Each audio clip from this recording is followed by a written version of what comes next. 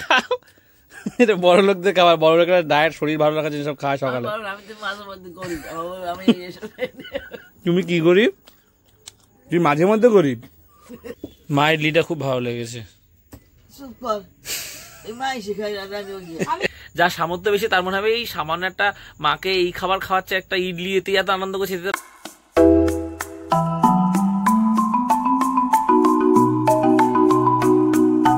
স্বাগত বন্ধুরা দেবাড়ির রোজকার জীবনে সবাইকে স্বাগত। 12টা বাজে, এই সবে ভিডিওটা এডিট করা কমপ্লিট হলো, কিছুটা বাকি ছিল। কাল রাতে 1টা অব্দি করেছি, 11:30টার সময় শুয়েছি কালকে, কিন্তু ঘুমাচ্ছিল না, আসলে বিকালে ঘুমাইতো। এই অভ্যাসটা বন্ধ করতে হবে। আর সকালে আজকে এক্সারসাইজ করতে যাওয়া হলো না। মানে আমরা যেরকম ভাবি না, উঠে চলে যাবো, পারফেক্ট টাইমে টাইমে সব করবো, সব মেনটেন করে খাবো। বাইরের খাবার, চিনি জাতীয় খাবার, এই সমস্ত খাবার মানে ফাস্টফুড আমি খাবো না, এটা ফর শিওর। কিন্তু টাইম মেনটেন করে সবকিছু করেন, এটা না একদিনে হবে না, এটা দীর্ঘদিনের প্র্যাকটিসের কাজ, আস্তে আস্তে হবে। ওই জন্য আমি ঠিক করেছি, আজকে উঠে গেছি আর প্রচন্ড খিদে পেয়েছে, আগে খেয়ে নি। এখন আপাতত এই রুটি আর আলুর তরকারি খেতে বসে গেছি, খেয়ে নি। এই জিনিসগুলো না খুব ডেডিকেশনের দরকার, যে ভিতর থেকে অনেক ইসের দরকার। তো পারলাম না আজকেও। কালকে আমি ইচ্ছা আছে যে কালকে টাইমে উঠবোই, অন্তত 8টার মধ্যে তো ওঠার চেষ্টা করবোই। আর আজকে বিকালে এক্সারসাইজ করবো, ঠিক আছে? এই ফ্লোতে যেতে হবে, একদম পারফেকশন হয়ে সবকিছু হবে না, একদিনে পারফেকশন হয় না। টাইমে টাইমে যে জিনিসগুলো, সেগুলো অনেক দিনের প্র্যাকটিসের ফলে হয়। আর 2টো বিস্কুট আনে, একটা আমার জন্যই পড়ে আছে, যেটা চা দিয়ে খাওয়ার জন্য বাবা এনেছিলাম। আমি চাও খাইনি, কারণ চায় অনেক চিনি দেয়, আর এইগুলোও খাবো না। আমি এই বাবার দোকানে ভাত নিয়ে সাহেব বেরোবো, আর এরকম জোরে বৃষ্টি নেমেছে। এখন আমাকে মানে ওয়েট করতে হবে, যাওয়ার উপায় নেই। ভালো লাগে বৃষ্টির, একটু ঠান্ডা ওয়েদার থাকে। শখের লঙ্কা গাছগুলো এই যে অনেকটা বড় হয়েছে, পুঁইশাক গাছটা একটু বড় হয়েছে, তবে পড়ে গেছে, তুলে দিতে হবে বৃষ্টিটা কমলে। আর ওদিকটা না জল জমে, জঙ্গল, তো সাপ কোপগুলো হবে এইদিকে আসছে, আমাদের এদিকে শুকনোর দিকে। লাস্ট 3-4 দিন সাপ দেখেছি এই জায়গাটা, তো ওই জন্য বাবা ঝোপটা পুরো পরিষ্কার করে দিয়েছে, গাছের ডালপালাগুলো ছেড়ে দিয়েছে। আগে প্রায় সাপ ঢুকে যেত, পিছনে দিকে ফাঁক ফোকর দিয়ে বেড়ার, আমরা ঘরের ভিতরে ইট দিয়ে বাঁধিয়ে দিয়েছি উঁচু করে, তবে সাপ আর ঢুকতে পারছে না। ওই জন্য চেষ্টা করছিল, আমরা আওয়াজ পাচ্ছি, টিন দিয়েও ঘেরা। আবার এবারে কি হবে, ওরা এদিকে এসে ঘরের দরজার ফাঁক দিয়ে বা দুপুরে নিরিবিলি যখন পাবো, তখন এক ফাঁকে ঠিক ঢুকে যাবে, আর বেরোতে চাইবে না। এই বর্ষার মধ্যে মানে সাপ কোথায় থাকবে, গর্তেতে সব জল ভরে যায়। আর তার মধ্যে আমার ইঁদুরের উৎপাত শুরু হয়েছে, ওটাও সাপ আসার একটা কারণ। ইঁদুরে এটা সেটা সব কেটে দিচ্ছে এক ধার দিয়ে। কালকে তো কম্পিউটারে তার কেটেছে নেট, এটাও তোমরা দেখলে। বৃষ্টি একটু কমেছে, এবার আমাকে বাবার দোকানে বেরোতে হবে ছাতাটা নিয়ে। আর এদিকে মায় একটাই আম ছিল শেষ পরে, মা এটা কেটে দিচ্ছে। তবে মায়ের ল্যাংড়া আম সবথেকে পছন্দ, তাই তো মা? ল্যাংড়া মা একদিন খাবে, মা বলছিল। এটা কি আম কে জানে, যাই না, এটা এমনি আম মনে হয়। তো ওই 3টে মতো বাজে, আর বৃষ্টি একটু থেমেছে। এবার বাবার দোকানে যাবো। আর যাওয়ার আগে বলবো যে ত্রিপুরায় যে বন্যাটা হয়েছে, সেটা তো আমরা সবাই জানি কম বেশি। তো প্রার্থনা করবো যেন পরিস্থিতিটা খুব তাড়াতাড়ি ঠিক হয়ে যায় এবং খুব বেশি ক্ষয়ক্ষতি মানুষের না হয়, হয়তো হয়েও গেছে, যাতে ক্ষতিটা পূরণ হয়েছে, এটাই প্রার্থনা। আর বাংলাদেশ অনেক বন্যা দেখা দিয়েছে বাঁধ থেকে জল ছাড়ার ফলে, আমি এটাও প্রার্থনা করছি সেখানে যেন সব ঠিক হয়ে যায়। এবারে একটা কথা বলবো যে বাঁধ থেকে জল ছাড়তেই হয়, ঠিক আছে? এগুলো উপর মহলের থেকে সিদ্ধান্ত নেওয়া হয়। এবার অনেকে ভ্লগিং মানে ভ্লগারদের চ্যানেলে এসে কমেন্ট করছে, আপনাদের ভ্লগার দেখবো না, এই সেই, আপনারা এরকম। তা আমাদের কীভাবে ব্লেম করে কি হবে? যেমন আমাদের ডিভিসি দামোদর নদের বাঁধ থেকেও জল ছাড়তে, আমাদের নিজেদের এলাকা আশেপাশে সব ভেসে যায়, গ্রামের পর গ্রাম। ছাড়তেই হয়, বাঁধ বানানো হয় একটা উদ্দেশ্য নিয়ে, তারপর বাঁধ থেকে জলও ছাড়তে হয়, তার ফলে আমাদের এখানে বহু এলাকা ভেসে যায়।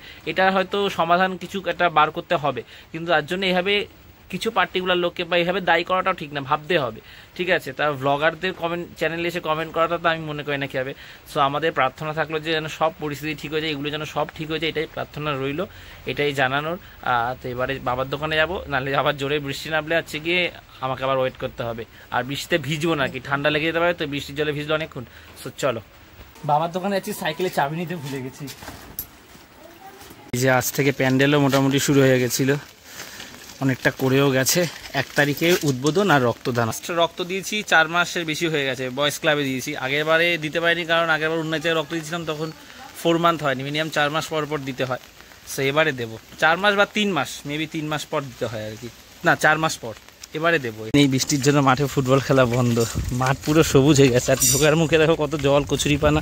একসময় এরকম ছাতা নিয়ে সাইকেল চালাতে আমার কি অসুবিধা হতো, এখন তোমাকে রাস্তার দিকে তাকাতেও হয় না, মানে অভ্যাস হয়ে গেছে।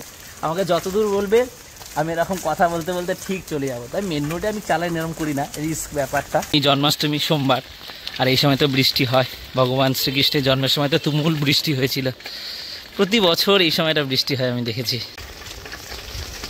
এই ল্যান্ডস্কেপটা দেখো, মানে ঝিলের উপরে টিপটিপ বৃষ্টি হচ্ছে, কি অপূর্ব সুন্দর লাগছে। আর চারিদিকটা সবুজ তো আরো বেশি ফুটেছে। এখানে সিঁড়ির দুধারটা এত সুন্দর লাগে, দুধারে কি সুন্দর সবুজ গাছপালা উঠেছে। মানে বর্ষাকালে এরকম হয়, অন্য সময় এত গাছ থাকে না। গাড়ি চলে এসে জন্য দাঁড়ালাম, এরকম এক দুবার হয়েছে। ট্রেন এসছে আমি অতটা খেয়াল করিনি, শেষ মুহূর্তে গেছে আমার খেয়াল হয়েছে যে ট্রেন ঢুকেছে।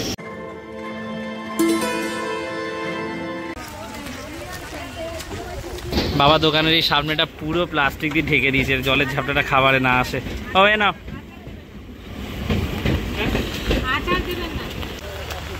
এই মুড়ির দোকানটা আজকেও বন্ধ। এবার আমাকে দূরের দোকানটায় মুড়ি আনতে যেতে হবে, চলো। সামনেই জন্মাষ্টমী, কত তাল উঠেছে দেখো এখানে। 25 টাকা, 30 টাকা, 40 টাকা করে দাম একদিন ছিল। এটি বলছিল অনেক জায়গায় এই তাল 70-80 টাকা বিক্রি করছিল, যেটি নিজেই সকালে 50-60 টাকা করে বিক্রি করছিল। এখনই বৃষ্টি পড়ছে, তাড়াতাড়ি বাড়ি যাবে, ওই জন্য 40-45 টাকায় ছেড়ে দিচ্ছে। এখন ট্রেন একদম ফাঁকা থাকে, আপের ট্রেন, ভিড় হবে ডাউনে। এখন আজকে সামনের দোকানটায় খোলা, দূরে যেতে হয়। যা ওয়েদার দেখে মনে হচ্ছে বৃষ্টি থামবে না এখন, তবে এরকম টিপটিপ করে পড়ুক, আমি ঘরে ঢোকার পর জোরে নামো। 4টে বাজে, বলছে তুই একটু বস, দোকানের সামনেটা ঝাড় দেবে। কোথায় যাবে বললে, কোথায় যায় বললে? বৃষ্টিতে ভিজছে কেন তুমি? জুতোটা ছাড়ো, ছাতা নিয়ে ওখানে রেখে দিয়েছে, আর ভিজে ভিজে দোকানের সামনে ঝাড় দিচ্ছে। এই যাওয়ার আগে এখন যাচ্ছি একটু ল্যাংরাম নিতে। মা বলছিল এবার ল্যাংরামটা খুব ভালো খেয়েছি, আনার কথা বলেনি, তাই নিয়ে যাই ভাবলাম। চৌষা বলছে 180 আর ল্যাংড়া 220, মানে আমি অত টাকা আনিনি। দোকানে জিজ্ঞাসা করি কিরম দাম। ও খোলা দরজা, ল্যাংড়া আনতে গেছিলাম। কত দাম বলো? আমি জানি তোর বাজার করো 220 টাকা কিলো। 120 টাকা এনেছিলাম ভগলপুরের ল্যাংড়া, তারপরে 90-80 টাকাতে এনেছি, এখন 220। বলে কদিন পর 1000 টাকা হয়ে যাবে। খাও তোর তুমি খেতে গেছো, তার মধ্যে কি বলতো 500 কমে আনা যায়। আমি পরপর 2-3টে দোকান জিজ্ঞেস করছি, লজ্জা লাগছিল, আমি চলে এসেছি। একদম খুশি হয়েছি। আর ওই 2-3টে উঠবে হয়তো যদি আনি, 80 টাকা 90 টাকা। না তুমি বলছিলে ল্যাংড়া আমটা ভালো খেয়েছো, না সে আবার পরের বছর, তাও ঘুরে। জন্মাষ্টমী প্রথম কথা, তার মধ্যে আমের সিজন শেষ, ওর জন্য দাম বেশি। 5টা বাজে, আমি এখন ঘরে এসেছি। আমাকে বসিয়ে দোকানের সামনে ঝাড় দিয়েছে, এই কাজ করছে সেই কাজ করছে, বাজারে গেল কি আনতে, এই করতেই 1 ঘন্টা সময় চলে গেছে। 5:30 বাজে স্নান টান করে আসলাম, খাবার জলও নিয়ে এসেছি, আর প্রচন্ড খিদে পেয়ে গেছে। একটু আগে ভাবছিলাম যে হয়তো খাবো না, কিন্তু এখন আর থাকতে পারছি না। সকালে আলু তরকারি ছিল, আর এই পটল আলু তরকারি আছে করেছে, আর ডিম ভেজে নিয়েছি, এই দিয়ে খাবো। প্রচন্ড খিদে পেয়ে গেছে, হালকা হাত কাঁপছিল মাঝে একবার, এত খিদে পেয়েছে। 1:30 মতন বাজে, খেয়ে দিয়ে উঠে একটু শুয়ে শুয়ে টিভি দেখছিলাম, মাও দেখছিল আমার সাথে টিভি, আর আমি মাঝে মাঝে ফোনও ঘাটছিলাম। হঠাৎ দেখি মা মুড়ি খাচ্ছে, তো বললাম যে কি খিদে পেয়েছে, যে খাবার আনবো? বলছে কি আর খাবার আনবি? আর বললাম যে স্টেশনের দিকে একটু যাবো, একটু রুটিও আনবো, আর রাতে তো তরকারি হয়েছে, তরকারি দিয়ে ভাত খেতে ইচ্ছা করছে না। আর তো এখানে গেঞ্জি খুঁজতে গেছি, আমি তো জার্সি পরেছিলাম, কারণ সব কটা গেঞ্জি একটু ঘামিয়ে গেছে, আর বর্ষার মধ্যে লাস্ট 2-3 দিন কাঁচাও হয়নি। তো যা দেখলাম, আবার মাথায় হাত। কি করবো বলে, একটার পর একটা আমার গেঞ্জিগুলো কেটে দিচ্ছে। আমার বাইরে পরার মতন গেঞ্জি অনেকগুলোই রয়েছে, 12-13টা, কিন্তু দেখো যেগুলো কমফোর্টেবল গেঞ্জি, যেগুলো চট করে সবসময় পরা যায়, ওগুলো সব দেখো এই নিয়ে 2টো কেটে দিল। বলো এবার মা, তুমি যদি কোনো স্টেপ না নাও কি হবে? দুটোই নতুন, 1 বছর মানে কমপ্লিট হবে তো পুজোতে। আমি একটু খাবার আনবো ভাবছিলাম, মা বলছে মায়ের খিদে পেয়েছে, বাইরের খাবার আমি ফাস্টফুড কিছু খাবো না। এবার মাকে বললাম মা তুমি ইডলি খাবে? মা না অনেক খাবারই খায়নি, যেমন মোমো, চাউমিন, তারপরে হচ্ছে কি চাউমিনটা খেয়েছিল, মোমো, মোগলাই, এই ধরনের খাবার অনেকগুলো খায়নি। যেগুলো খায়নি আমি খাইছি। আমার অনেক শখ যে মাকে আমি সব ধরনের খাবার, যে সমস্ত খাবার আমরা পছন্দ করি, বার্গার, পিৎজা, এই সব খাবার খাওয়াবো। সাধারণ ঘরে কি হয়, একটু ভালো খাবার এই সমস্ত খেতে আমরা পছন্দ করি। তারপর যারা আর একটু সামর্থ্য বেশি, তারা 5 স্টার এখানে সেখানে খায়, সামর্থ্য অনুযায়ী খাবারের চাহিদা বেশি। তা আমার কাছে মায়ের ছোট ছোট চাহিদাগুলো, ছোট ছোট খাবারগুলো আমি খাওয়াতে পারলি, যে মাকে মোটামুটি সব খাইয়েছি, আমার একটা যেন আফসোস না থাকে কোনোদিন। আমি মাকে ওই জন্য যখনই সুযোগ পাই টুকটাক অল্প অল্প খাওয়াই। রেগুলার খাওয়ালে শরীর খারাপ করবে, কিন্তু যখনই সুযোগ পাই খাওয়াই। তো বললাম ইডলি খাবে? মা বলছে সেটা আবার কি? চেনোটা সত্যি ওই গোল গোল সাদা সাদা ধোসা খেয়েছো কোনোদিনও? একবার রাখলাম ইডলি দেখনি? তখন ইডলি এরকম গোল গোল গোল গোল করে। তুমি বার্গার খেয়েছো? হ্যাঁ, পিৎজা খেয়েছো? এইসব দেখি ইডলি খাবে, নিয়ে আসবো? বলো তোমার খিদে পেয়েছে বসে মুড়ি। সাদা সাদা আর আর একটা ঝোল দেবে, ওর মধ্যে চুবিয়ে খেতে হবে। আমি 1-2 বার খেয়েছি, আমার মোটামুটি লেগেছে। তুমি খাবে বলো, তাহলে নিয়ে আসবো। তা আগে তুমি ইঁদুরের সমস্যার সমাধান করো, মা বলে রাখলাম। ইডলি খাবি, ওরা কি খাওয়াবে কিনা জানে, ইডলি কি আর খাও না। ইডলির মানে খাবার, সাউথ ইন্ডিয়ান খাবার। কারণ ঘরগুলোতে এরকমই হয়, বিশেষ করে আমার কাছে সামর্থ্য অনুযায়ী আর কি। যার সামর্থ্য বেশি তার মনে হবে এই সামান্য একটা মাকে এই খাবার খাওয়াচ্ছে, একটা ইডলি এতে এত আনন্দ করছে, এতে লাফালাফি করছে, এই ইলিশ মাছ খেলে এরকম আনন্দ। হ্যাঁ হয় এটা। যার 5 স্টারে খাওয়ার সামর্থ্য তার কাছে সেইগুলো ফিল করতে পারবে না। যে একদম গ্রাউন্ড লেভেল থেকে উঠে ওই জায়গায় গেছে না, সে এটা ফিল করতে পারবে যে তার কাছে কতটা আনন্দের এই বিষয়গুলো। দিকটায় পরপর সব খাবারের দোকান, কাবাব, বিরিয়ানি, সাউথ ইন্ডিয়ান, রুটির দোকান। আর আমি এই দোকানটা দিয়ে ইডলি নিচ্ছি, ওই দিকটা তৈরি হচ্ছে, এখানটা দিয়ে পার্সেল হচ্ছে। এই নিয়ে নিয়েছি 3 পিস ইডলি 45 টাকা দিয়ে। মাই প্রথম ইডলি খাবে। আমি 2-3 বার খেয়েছি, বাইরে খেয়েছি, ক্লাবে বন্ধুরা মিলে খেয়েছি, বোনও খেয়েছে আই গেস। দরজাটা হলো, এই যে ইডলি। তো এখন আমরা ইডলি খাবো। বোন বললো ইডলি খাবে না, ওর এখন দেরি আছে খেলতে, আর ও খাবেও না বললো, তাই তো মা? রাখতেও বারণ করলো। তো আমরা খেয়ে নি, দেখি মায়ের রিয়াকশন কি। পরে তোমার মুখ রুজবে না, 1-2 দিন তো সকেট কাগজের মধ্যে লিখেছে এইয়া ইয়া কি ইডলি না গো, ইডলি।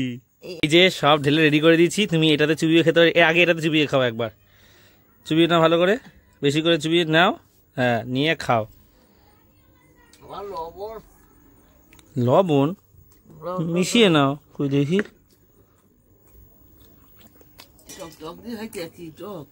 টক টক ভাব আছে। সাম্বার এটা, তরকারিটা দিয়ে বেশি ভালো লাগছে। চাটনিটা তো ভালো বানাতে পারেনি, নারকেল চাটনিটা ভালো হয় আরো। এটা হেলদি খাবার এগুলো, যারা এটা মিশিয়ে নি। আমি অনেক আগে খেয়েছি, ক্লাবে একবার কিনে খেয়েছিলাম, আমি 2 বার মতন খেয়েছিলাম। এই খাও, বোনের জন্য খেতে এটা খুব একটা ভালো লাগে না। একবার খেয়ে দেখো মা, এটা মিশিয়েছি ভালো করে। এগুলো হেলথের জন্য, এগুলো বড় লোকদের খাবার, তেল ছাড়া। আর একটু বেশি করে দিয়ে খাও। চাউমিন, আমি জানতাম মা এইসব খাবার খাবে না। ভাই কি মুখটা করছে, ভালো লাগছে মা। সমাধি খাও না মা, না এই শরীরের জন্য ভালো। ও জানে তেমন চালের গুঁড়ো বা খাবে, সাম্বার দিয়ে খাবার। এটা ভালো লেগেছে, এটা দিয়ে খাবে এই তরকারিটা দিয়ে। ভাই বলছো ছেলেকে কেন চাউমিন খাবো না, তেল জাতীয় খাবার। রোল আনলে খেতে না, এগ রোল আনলে তাহলে কি খেতে? চাউমিন করলে খেতে না। ঠিক আছে, ইডলি খেলাম, তুমি খাওনি কোনদিন। একটা শখ পূরণ হলো, আমার ইচ্ছা যে না মাকে খাইয়েছি। ইডলি খেয়ে নিয়েছি, আমি সত্য কইনি, আনবি বললি। বাবা, মা ইডলিটা খুব ভালো লেগেছে।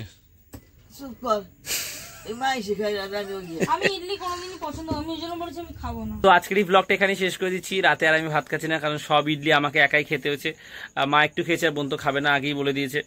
আর ইঁদুর তো মাথা খারাপ করে দিচ্ছে। বাবা আসলে আজকে বললো তুমি কি ব্যবস্থা করবে করো, এদিকে আমার সব একটার পর একটা জামা কেটে দিচ্ছে। ওখান থেকে বেশ কিছু জামা আমি সরিয়ে দিয়েছি। বাবা ইঁদুরের যে ওষুধ সেগুলো আনতে চাইছে না, বলছে না ইঁদুরকে এভাবে মারিস না। কি করবে আমি জানি না। যাই হোক, ব্লগটা শেষ করছি। যদি ভালো লাগে একটা লাইক করে দিও, আর দেবাইতে প্রথমবার আসলে একটু সাবস্ক্রাইব করে দিও। আর যতটাই আবার কাল কথা হচ্ছে, চলো টাটা। মায়ের বেনুনি বেঁধে দিয়েছি, এবারে বিছানাটা গুছাবো। বিছানায় গড়াগড়ি করতে করতে পুরো চাদর এলোমেলো হয়ে গেছে।